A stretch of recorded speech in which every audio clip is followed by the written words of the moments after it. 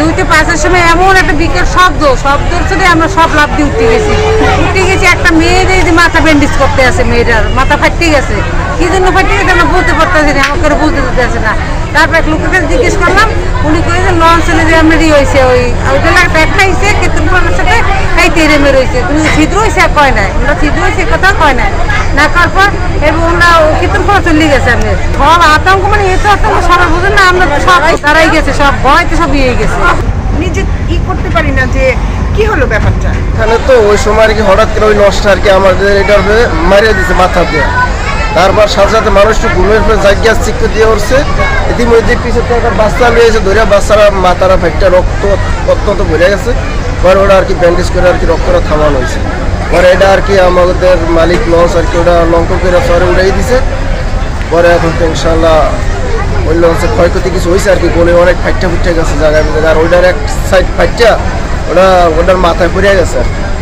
রাত্রে আমাদের এই প্রিন্স আওলাদ 10 লঞ্চটি বরিশালের উদ্দেশ্যে ঢাকা থেকে সাইডে যাইতেছিল। বরিশাল থেকে কীর্তনখোলা 10 লঞ্চটি আসিয়া কুয়াশার কারণে নাকি দেখে নাই, এটা সরাসরি একদম আমনি বরাবর মারিয়ে দিচ্ছে।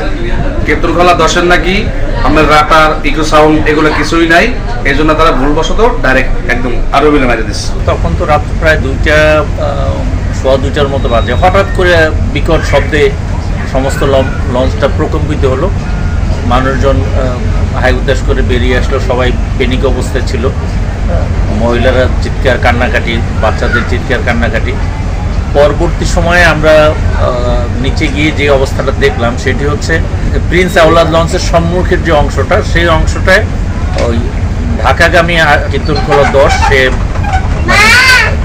দুইটার সংঘর্ষ হওয়ার ফলে এই লঞ্চের ব্যাপক ক্ষয়ক্ষতি হয়। এই যে আওলাদের আসলে ওই লঞ্চের রাডার নাই বললেই চলে, রাডারটা নেই। তো তারা আসলে হচ্ছে তারা আমাদের হচ্ছে যে মাস্টারদের সাথে কথা হয়েছে যে তারা ডানে থাকবে, কিন্তু সে ডানে না থাকে, সে বামে চলে আসে।